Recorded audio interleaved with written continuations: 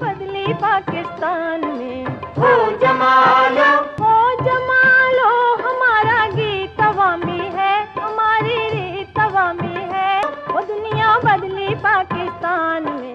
نوری نت کے کردار سے امر ہونے والے سینئر اداکار مصطفیٰ قریشی کی اہلیہ انہیں داغ مفارقت دے گئیں۔ سندھ کی مقبول گلوکارہ روبینہ قریشی کینسر کے باعث دم توڑ گئیں۔ وہ 2 سال سے کینسر میں مبتلا تھیں۔ ان کا کراچی میں علاج جاری تھا، تاہم کینسر زیادہ پھیل جانے کی وجہ سے وہ جانبر نہ ہو سکیں۔ گلوکاری کے میدان میں کامیابیاں سمیٹنے والی روبینہ قریشی نے زندگی کے 50 سال مصطفیٰ قریشی کی رفاقت میں گزار دیے، تاہم موت کو گلے لگانے سے قبل انہوں نے فانی دنیا میں اپنا آخری وقت کیسا گزارا، اپنے شوہر اور بچوں کو کیا پیغام دیا، یہ سب کچھ ہم بتائیں گے آج کی اس ویڈیو میں۔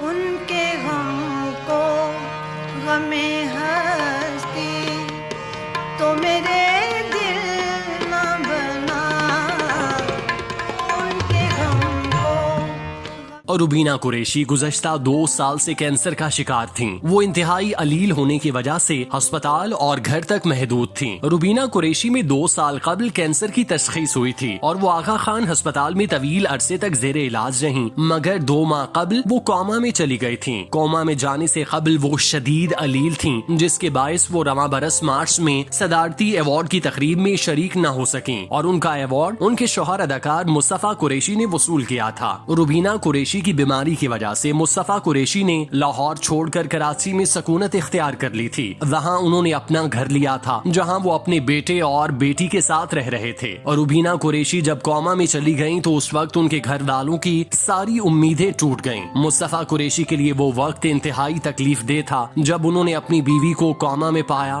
روبینہ قریشی کی عمر 80 سال سے زائد ہو چکی تھی۔ ان کا مدافعاتی نظام بے حد کمزور ہو گیا تھا، جس کی وجہ سے کینسر نے ان پر شدید حملہ کیا۔ اس سے پہلے روبینہ کرونا وائرس میں بھی مبتلا ہوئی تھیں، جس کی وجہ سے ان کی صحت بہت زیادہ خراب ہو گئی تھی۔ روبینہ قریشی کی قسمت اچھی تھی کہ انہیں پیار کرنے والا شوہر اور فرمانبردار اولاد ملی، جس نے انہیں مشکل حالات میں سنبھالا، جس کی وجہ سے انہیں کسی بھی قسم کی کوئی پریشانی نہیں ہوئی۔ وہ کراچی کے آغا خان ہسپتال میں داخل رہیں، جہاں ان کا معیاری علاج ہوتا رہا۔ انہیں مالی طور پر کسی قسم کی پریشانی نہیں تھی، چونکہ مصطفیٰ قریشی پاکستان کے لیونگ لیجنڈ تھے۔ اسی لیے حکومت کی جانب سے بھی ہسپتال انتظامیہ کو خصوصی آرڈر تھے کہ وہ ان کی بیوی کا علاج ہر ممکن طریقے سے کرے تاکہ انہیں کسی قسم کی شکایت کا موقع نہ ملے۔ اور روبینہ قریشی 2 ماہ تک کومے کی حالت میں بستر پر دراز رہیں۔ ان سے ملنے کے لیے نہ صرف فنی بلکہ سیاسی شخصیات بھی ہسپتال کے چکر لگاتی۔ انڈسٹری سے تعلق رکھنے والے بڑے بڑے نام مصطفیٰ قریشی سے ملنے جاتے اور ان کی اہلیہ کی خیریت دریافت کرتے۔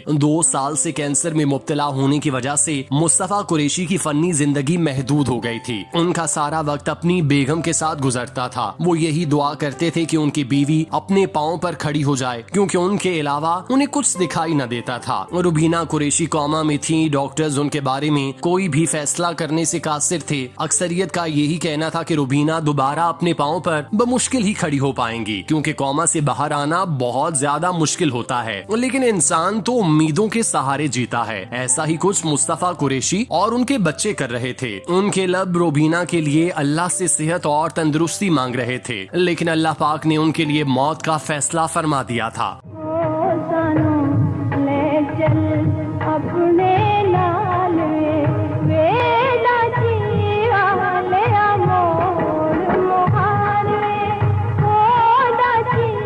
تیرہ جولائی کی صبح روبینہ قریشی آغا خان ہسپتال میں دم توڑ گئیں۔ ان کے گھر والوں کی اطلاع دینے پر یہ خبر جنگل میں آگ کی طرح پھیل گئی۔ مداحوں کی بڑی تعداد ہسپتال اور ان کے گھر کے باہر جمع ہو گئی اور روبینہ قریشی کا نماز جنازہ عبداللہ شاہ غازی کے مزار کے احاطے میں پڑھایا گیا اور وہیں ان کی تدفین ہوئی، جہاں عمر شریف سمیت دیگر اہم شخصیات اب بھی نیند سو رہی ہیں۔ انہیں ان کی منفرد اور سریلی آواز کی وجہ سے کوئل سندھ اور بلبل مہران کا لقب دیا گیا۔ وہ 1960 سے 1980 کی مقبول ترین سندھی گلوکاراؤں میں سے ایک تھیں۔ انہوں نے پہلی بار شاہ عبداللطیف بھٹائی اور سچل سرمست کی لوک شاعری کو منفرد انداز میں گا کر لوگوں کے دل جیتے اور روبینہ قریشی کو ان کی گلوکاری اور اداکاری کی خدمات کے عوض صدارتی ایوارڈ کے علاوہ دیگر متعدد ایوارڈز بھی ملے۔ انہوں نے بھارت کے علاوہ انڈونیشیا، ملائیشیا، چین، ترکی، برطانیہ، متحدہ عرب امارات اور امریکہ میں بھی پرفارم کیا۔ اگرچہ انہوں نے متعدد ڈراموں اور فلموں میں بھی اداکاری کے جوہر جوہر دکھائے، مگر انہیں ان کی گلوکاری کی وجہ سے شہرت ملی اور ابتدائی طور پر وہ کئی سال تک گلوکاری ہی کرتی رہیں۔ روبینہ قریشی 1940 میں سندھ کے دوسرے بڑے شہر حیدرآباد میں پیدا ہوئیں اور انہوں نے وہیں سے ابتدائی تعلیم حاصل کرنے کے بعد سندھ یونیورسٹی سے مسلم ہسٹری میں ماسٹر کی ڈگری لی، جبکہ ریڈیو پاکستان حیدرآباد سے 1960 میں کریئر کا آغاز کیا۔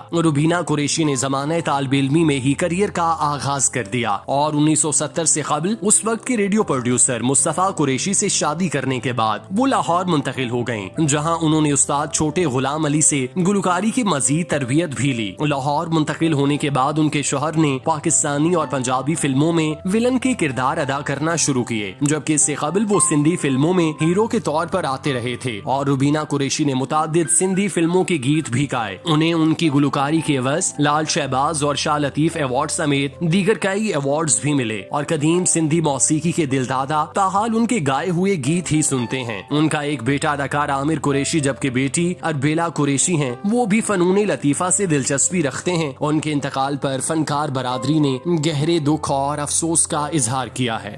بدلی پاکستان میں ہو جمال